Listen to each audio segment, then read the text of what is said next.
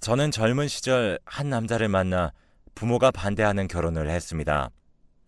어린 나이에 성급하게 한 결혼인지라 매일 만신창이가 될 때까지 싸웠고 남편은 한번 나갔다 하면 일주일씩 들어오지 않더군요.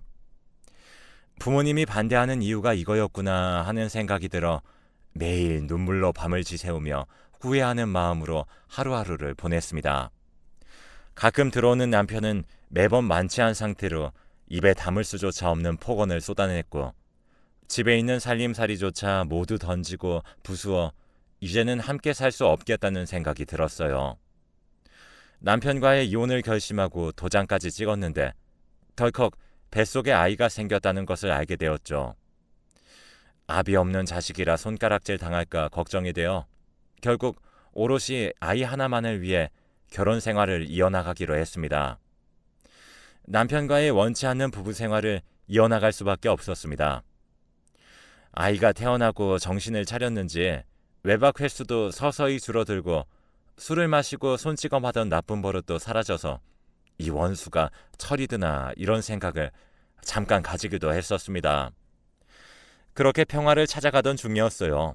딸이 초등학교를 들어가게 되었고 남편과 함께 입학식도 가고 짜장면도 먹고 남부럽지 않은 따뜻한 하루를 보내게 되었습니다. 8년이라는 시간 동안 남편이 착실해지는 것을 보며 평온한 삶을 살게 된 것에 감사했습니다. 남편하고 관계가 좋아지면서 또 선물 같은 아기가 제 뱃속에 자리를 잡게 되었고 의절한 부모님 역시 제가 잘 살아가는 모습을 보시곤 내 딸이 사람 구실 못할 것 같던 놈을 고쳐서 드디어 행복하게 사는구나 라며 저를 안아주셨고 그 품에 안겨 한없이 울었습니다. 그 품이 너무 따뜻해서 기억이 선명하네요. 늦은 나이에 가진 복덩이라 그런지 입덧이 제법 심해 물 한 모금을 넘기는 것조차 너무 버거워 밖에 출입이 어려워졌습니다. 고맙게도 남편은 그런 저를 위해 딸의 보호자 노릇을 톡톡히 해나갔고 시간을 쪼개 저와 병원도 다녀주고 그러더군요. 너무나 힘들었던 입덧이 어느 날 거짓말처럼 사라졌고 그동안 섭섭했던 딸을 위해 여행을 가기로 약속을 잡았습니다. 오랜만에 떠나는 장거리 여행에 속이 메스꺼리긴 했지만 마냥 행복해하는 딸을 보니 기분이 좋더라고요.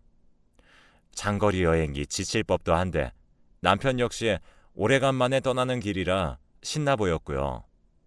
방학 때라 그런지 바닷가의 인파가 대단했고 저희는 서둘러 방을 구하러 다녔지만 사람이 많은 만큼 숙소를 구하기가 쉽지 않았어요. 한참을 찾아도 민박집은 구하기 어려웠는데 운이 좋았는지 정돈 잘된 말끔한 민박집에 짐을 풀 수 있었죠. 한참 짐을 풀고 있을 때 익숙한 목소리 하나가 들리더라고요. 어머, 혜진이 어머님 아니세요? 익숙한 목소리에 뒤를 돌아 확인하니 큰아이의 선생님이 맑은 미소를 지으며 절 보고 있더라고요. 반가운 마음에 전 맨발인 것도 잊은 채 마당으로 뛰어내려갔습니다. 양양 한가운데서 그것도 같은 민박집에서 큰아이의 선생님을 보게 될 줄은 상상도 못했었거든요. 선생님은 둘째가 생겼다는 소식을 들었다며 늦게나마 축하한다며 마당에 맨발로 나오면 다친다며 걱정을 해주더군요. 정리를 얼추 마치고 나온 남편은 선생님을 마주하고는 가볍게 인사를 한 뒤 방으로 다시 들어가더라고요. 선생님과 짧은 인사를 나눈 후 방에 들어가 보니 남편은 교사가 아무리 휴가를 와도 저렇게 입고 다녀도 되나? 라며 인상을 찌푸리더군요. 저는 고지식한 남편의 얘기에 미소를 지으며 선생님도 여자고 자유시간에는 편히 즐겨야지. 그게 언제의 사고방식이냐? 라며 핀잔을 줬죠. 그 후 잠이 밀려와 낮잠을 자게 되었죠. 눈을 떠보니 남편과 아이는 한 차례 물놀이를 즐긴 뒤 수박을 먹고 있었고 그 옆엔 다정한 원피스로 갈아입은 선생님이 곁에 있었어요. 뽀얀 피부에 매력적인 눈웃음을 가진 선생님을 보고 있자니 여자로서 어느새 젊음이 많이 사라진 제 모습이 초라해졌죠. 아이의 엄마가 되니 배는 쩍쩍 갈라졌고 늘어난 체중에 탄성을 잃은 팔뚝을 보고 있자니 남편 때문에 잃어버린 내 젊음이 하염없이 아까워졌지만 그래도 축복 같은 아이를 품에 안게 되었고 늦게 철이 들긴 했지만 그래도 노력하는 남편을 보니 아쉬운 마음은 어느새 멀리 가고 위안이 찾아왔어요. 그런데 그 여행을 다녀온 후 남편의 태도가 조금씩 바뀌더군요. 갑자기 다니지 않던 친구와의 낚시 여행이 늘어났고 일주일에 한 번은 무조건 외박을 하고 들어오더군요. 밤늦게 술을 마시고 들어와 기절하듯이 잠을 자기도 하더라고요. 전 이러다 예전으로 돌아갈까봐 두려웠고 남편을 설득해야겠다고 마음을 먹었죠. 이른 퇴근을 하고 들어오는 남편을 불러 혹시 요즘 힘든 것이 있는지 아니면 나에게 불만이 있는지 조심스럽게 물어보니 갑자기 불같이 화를 내면서 취미생활 하나 생긴 게 이런 얘기를 들어야 하냐며 화를 내더군요. 씩씩거리던 남편은 갑자기 낚싯대를 가져와 눈앞에서 두 동강을 내어 제게 던졌어요. 갑자기 화를 내는 남편의 모습에 너무 놀라 그대로 쓰러졌고 눈을 떠보니 병원이었습니다. 다행히도 아이에게 큰 지장은 없으나 또다시 이런 일이 생기면 위험할 수 있다며 의사는 안정을 권유했어요. 전 딸아이와 함께 출산이 끝날 때까지 친정에 가 있겠다고 남편에게 말을 했고 남편도 알겠다고 하더군요. 한동안 떨어져 있으면서 생각해보니 남편의 태도를 괜히 의심해서 일을 크게 만든 것은 아닌가 싶어 후회가 많이 되더라고요. 또 혼자서 밥은 어찌 챙겨 먹을지, 잠은 잘 잘지 걱정이 되어 반찬이라도 좀 해둬야겠다 싶어 만삭의 몸을 이끌고 버스를 타고 집으로 향했죠. 현관문을 열고 들어서니 급하게 널브러진 남편의 신발과 여자의 하이힐이 눈에 띄었습니다. 그때부터 제 심장이 급격하게 빨라졌어요. 신발만 두고 오해를 하는 것일 수도 있고 의사 선생님이 절대 놀라면 안 된다는 얘기를 하셨던 터라 한참을 현관에 앉아 있었네요. 그렇게 한참 조용한 거실을 바라보는데 방문이 열리면서 남편이 나오더라고요. 그 모습을 보니 몸이 굳어 일어나지지도 않았고 남편도 제 모습을 보곤 그 자리에서 움직이지 못하더라고요. 그리고 여자가 나왔습니다. 어머, 혜진이 어머니 어떻게 오셨어요? 출산하면 오신다더니. 맞아요. 남편의 상대는 큰딸의 선생님이었어요. 그런데 불륜을 저지른 사람이 어찌 저리 당당한 건지, 저 여자는 왜 당당하고 저는 왜 죄인처럼 움직이지 못하고 있는지 쏟아져 나오는 눈물을 삼키고 도망치듯 집을 빠져나왔어요. 이후 남편은 제게 찾아와 미안하다는 말도 없이 이혼 서류를 내밀더군요. 자식도 필요 없고 다 필요 없다는 그 사람의 얘기를 들으니 억장이 무너지다 못해 피가 거꾸로 솟더군요. 알고 보니 두 사람의 만남은 입학식 때였어요. 남편이 선생님을 보고 첫눈에 반해 꾸준히 작업을 걸었다는 얘기에 할 말이 없었습니다. 정말 마음 같아선 학교에 찾아가 선생질을 할 수 없게 만들어주고 싶었으나 딸아이에게 상처가 될 것 같아 이 역시 참았습니다. 전 이혼하는 대신 곧 태어나는 아이의 호적을 위해 시간을 뒤로 미루는 것과 작은 집을 살 수 있는 돈을 요구했습니다. 남편도 마지막 양심은 있는지 제 조건을 들어줬고 그 이후 20년의 세월이 무심하게 흘렀네요. 두 딸아이를 부족함 없이 키우기 위해서 굳은 일도 마다하지 않았고 구김없이 자랄 수 있도록 최대한 많이 사랑해줬고 아비 없는 자식이라 손가락질 받을까 싶어 사소한 잘못도 호되게 가르쳤죠. 감사하게도 아이들은 제가 해주는 것보다 더 올바르고 다정한 성품으로 성장해 주었고 큰딸아이는 제게 기둥 같은 역할을 해주었어요. 새 모녀가 자매처럼 놀러도 다니게 되었어요. 모아둔 돈으로 차린 김밥집은 입소문을 타 만들어둔 물량이 매일 조기 소진되는 감사한 일이 생기더군요. 주변에서도 10아들 몫을 두 딸이 해낸다며 그리 고생을 하더니 자식복은 타고났다고 부러워들 하더라고요. 큰딸은 어릴 적부터 손재주가 남다르더니 이제는 제법 알아주는 헤어 디자이너가 되어 알아보는 사람도 생겼고 둘째는 그 흔한 과외 한 번 없이 강의만 듣고 좋은 학교에 입학도 덜컥 해오더군요. 두 딸이 잘 성장하는 것을 보니 뒤늦게 복이 찾아오긴 했구나 싶어 그동안 마음에 묵혔던 서름이 씻겨나가는 기분이 들었네요. 둘째의 대학 입학이 확정된 날 큰아이와 맥주를 기울이며 이런저런 이야기를 하다 남편의 이야기가 나왔어요. 며칠 전 자신을 찾아왔었다고 얘기를 하는데 전 정말 놀랐어요. 큰딸은 제 얘기를 하기에 칼같이 자르고 돌려보냈다며 혹시 찾아오거나 만나게 되더라도 아는 체도 하지 말라고 신신당부를 하더군요. 둘째도 자신은 애초에 아빠라는 게 없는 사람이라며 절대 엮이고 싶지 않다며 선을 그었습니다.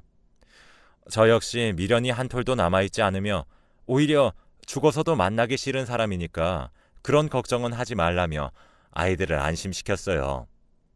그리곤 서둘러 다른 이야기로 넘어갔습니다. 이혼 후 단 한 번도 우리를 찾지 않은 사람이 갑자기 큰애를 찾아온 것이 의아하긴 했지만 그저 아무 일도 아니라 생각하기로 했지요. 다음 날 장사를 시작하기 위해 이른 아침 식당의 문을 열기 위해 발걸음을 서둘렀어요. 이날따라 평소보다 좋은 식자재를 받게 되어 기분이 좋아 콧노래가 절로 나오더군요. 밥도 고슬고슬하게 잘 지어지고 모든 것이 평상시처럼 평화로웠어요. 점심시간이 다 지나갈 즈음 식당 앞 창가에 남루한 형색의 중년의 남자가 서성거리더군요. 행색이 많이 변했지만 같이 산 세월이 있기에 단번에 남편임을 알아챌 수 있었어요. 서로 눈이 마주쳤지만 너무 화가 나고 당황스러워 그 사람을 못 본 척하며 장사를 이어갔는데 남편은 하염없이 기다리고 있더군요. 일이 얼추 정리되고 남편을 불러 조용한 동네 카페로 데리고 갔습니다. 예전부터 친분이 있는 언니라 제 표정을 보더니 심상치 않음을 느끼고 조용히 자리를 피해주더군요. 20년이 지난 이후 남편을 마주보고 있으니 잊은 줄 알았던 예전 기억이 생생하게 떠오르며 주체할 수 없이 화가 밀려왔습니다. 간신히 화를 참으며 무슨 일로 왔냐고 쏘아붙이니 한참을 말없이 바닥을 보던 남편이 지난날에 자신이 못되게 굴어서 미안하다 사과를 하더군요. 전 너무 화가 나 그 얘기가 지금 무슨 소용이냐며 그건 예전에 당신이 날 학대하고 방치하고 바람을 폈었던 그때 했어야 한다며 소리를 질렀어요. 손이 바들바들 떨리고 숨이 쉬어지지 않고 가슴이 답답해지는 통증이 잠시 스쳐 지나가니 아직도 내가 이 사람 때문에 화를 내고 있구나 싶어 어이가 없어 실소가 터져 나오더군요. 화를 내는 내 모습이 어이가 없으면서도 화가 났지만 궁금증이 생기더군요. 사과를 하기 위해 굳이 찾아왔을 것 같진 않았거든요. 그래서 사과나 하자고 찾아온 것 같진 않고 우리한테 갑자기 모습을 보인 이유가 뭐야? 라고 물었죠. 한참을 뜸을 들이던 그 사람은 제게 여유가 있거든 6천만 원만 달라고 하더군요. 순간 제가 잘못 들은 건지 재차 물어봤는데 역시나 돈 때문에 저희를 찾아온 거였어요. 나이가 들면 사람이 변한다고도 하던데 참 한결같더라고요. 무너지는 억장을 부여잡고 그렇게 큰 돈이 왜 필요하냐 물어봤어요. 사실 와이프가 병에 걸렸는데 큰 수술을 3번 정도 해야 되거든. 그런데 빌릴 곳이 영 없어서 좀 부탁할게. 라는 말도 안 되는 말을 하더군요.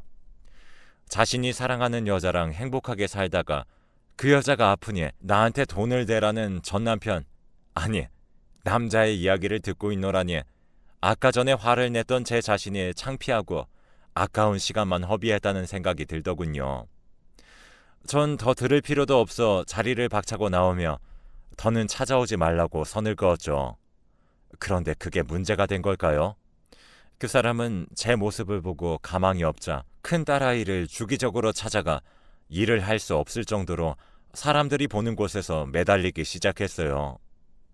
사정을 알지 못하는 사람들은 딸아이가 매몰차다며 폐륜화 취급을 하더군요. 전 제가 나서서 얘기하겠다고 했어요. 하지만 딸아이는 엄마가 더 이상 상처를 받는 것을 원치 않고 동생에게 피해가 가지 않았으면 좋겠으니 걱정하지 말라며 제 손을 다독거리더군요. 부모 잘못 만나 고생을 시키는 것 같아 마음이 타들어갔고 더 이상은 곤란하다 판단해 그 여자를 찾아갔어요. 다행히도 그 여자 병실에 그 인간도 함께 자리를 지키고 있더군요. 저를 본 그 사람들은 아연실색했고 남편은 저를 병실에서 다급하게 휴게실로 끌고 나갔어요. 그러더니 저에게 여기가 어디라고 어떻게 찾아왔느냐고 길길이 날뛰더군요. 당신이 우리 모녀 찾아와서 인생 망가뜨린 건 당연한 거고? 아니, 우리 와이프는 아프잖아. 절대 안정이 필요한 상태인데 당신이 밀고 들어오면 어떡해? 기가 차서 할 말이 없더군요. 만삭의 아내에게 자신이 했던 행동은 기억을 못하고 저리 애기하는 모습을 보고 있노라니 사람이 이렇게 잔인할 수 있구나 싶었어요. 전 더는 대꾸할 가치도 없겠다 싶어서 저희 모녀 앞에 다시는 나타나지 말라고 단단히 못을 박았어요. 또 다시 무리한 요구를 하거나 우리 일상에 나타나면 나 역시 가만히 있지 않겠다고 으름장을 놓았어요. 그랬더니 그 사람은 사람의 목숨이 달린 일이라고 매달리며 적선하는 셈치고 도와달라고 얘기하더군요. 전 매몰차게 뿌리치고 병원을 나섰습니다. 집으로 돌아오는 길에 딸아이가 좋아하는 삼겹살과 맥주를 잔뜩 구매했습니다. 밤늦게 돌아온 큰딸은 며칠 새 많이 야유었고 표정도 좋지 않았어요. 딸, 내일 휴무지? 엄마랑 고기 먹자. 라고 말을 하며 큰딸과 고기를 구우며 이런저런 이야기를 했어요. 아이의 기분을 풀어주려 애를 썼죠. 조금은 기분이 풀린 큰딸에게 오늘 이야기를 털어놨고 아이는 처음에는 화를 내더니 이내 제 얘기를 들어주더라고요. 그리고 아빠 얘기를 이제는 막내에게 비밀로 하지 말고 알려주어 서로 의논을 해보자, 이야기를 해보자 설득하더라고요. 다음날 오전 일찍 밥을 차린 후 셋이서 밥상에 둘러앉아 이야기를 했습니다. 놀라운 것은 막내가 지금까지 상황을 대충 알고 있었고 일부러 자리를 피해줬다고 하더군요. 그리고 자신에게 얘기를 들려줄 때까지 기다렸다는 것에 막내가 다 컸다는 생각이 들어 먹먹해지더군요. 또한 막내에게까지 그 사람이 찾아간 것을 알게 되었습니다. 처음으로 아버지라는 사람을 보게 되었는데 미안하다는 말도 없이 다짜고짜 자신이 다음에 이자까지 쳐서 대줄 테니까 등록금을 엄마 몰래 자신한테 달라는 얘기를 했다는 것까지 들으니 사람이 얼마나 잔인하고 이기적일 수 있는지를 새삼 느끼게 되더군요. 아이들은 우리가 힘들 수는 없겠지만 더 이상 갑작스럽게 찾아온 아빠라는 사람이 내미는 이상한 요구를 들어주고 싶지 않다고 아주 강력하게 저에게 얘기를 했고 앞으로 나타나면 강경하게 대응하기로 마음을 먹었습니다. 아이들이 얘기하기로는 법적으로도 우리에게 접근할 수 없도록 할 수 있다더군요. 저는 이런 사실들을 남편에게 알렸고 또한 당신에게 받은 것도 돌려줄 것도 없고 그 큰 액수를 우리가 가지고 있지도 않다며 앞으로 우리 모녀를 찾아오지 말라고 얘기했습니다. 처음에는 사정사정 하더니 도저히 안 될 것을 직감했는지 욕설과 저주를 제게 퍼붓더군요. 그리고 이틀 뒤 제게 찾아와 이혼할 때 제게 주었던 돈을 현재 가치로 계산해서 왔다며 솔직히 이혼하고 당신은 잘 되지 않았느냐. 내가 둘째 호적까지 올려주느라 와이프한테 신경을 못 써준 게 미안해서 그러니 이제라도 그 돈을 회수하겠다며 난리를 치더군요. 상상도 하지 못한 그 사람의 말 때문에 기절할 것만 같았어요. 전 다음에 또 오면 경찰을 부르겠다며 가게에서 내쫓았고 부서진 의자와 테이블을 정돈하면서 눈물을 흘렸습니다. 다행히 CCTV에 그 사람이 한 행동이 고스란히 담겨 증거 자료로 사용할 수 있었고 법은 무서웠는지 더 이상 저희를 찾아오거나 전화를 하는 행동은 하지 않더군요. 하지만 마지막 전화에서 언젠가는 가만두지 않겠다는 그 말에 여기서 계속 살면 해코지 당하지 않을까 내심 마음이 불안하기는 하네요. 큰딸은 이번 사건을 해결하기 위해 지인을 통해 변호사 한 분을 소개받았는데 그 친구와 서로 좋은 감정을 가지게 되었다나 봐요. 서두르지 않고 오랜 시간 서로를 의지하면서 신중하게 결혼을 생각해 보고 싶다며 저에게 조심스럽게 물어오더군요. 혹시 아이 아빠 때문에 남자에 대해 좋지 않은 시선이 생기거나 남성이라는 자체를 혐오하게 될까봐 걱정했는데 참 다행이에요. 막내는 정신없는 와중에도 좋은 학점을 거둬 장학금을 받아왔다며 제게 내밀었습니다. 아이들이 힘든 순간에도 자신의 삶을 개척해 나가는 모습을 보니 마냥 고맙기만 하네요. 딸들은 엄마 옆에 든든한 사람이 생겨서 지켜줬으면 좋겠다고 재원을 권하고 있습니다. 저는 우선 막내가 사회에 자리를 잡는 것과 손주 보는 재미를 느끼고 싶다며 아이들을 다독였고요. 어쩌면 앞으로 살면서 저와 맞는 인연이 있다면 아이들의 허락을 받은 사람과 노년을 늙어가도 좋겠다는 생각을 해봐요.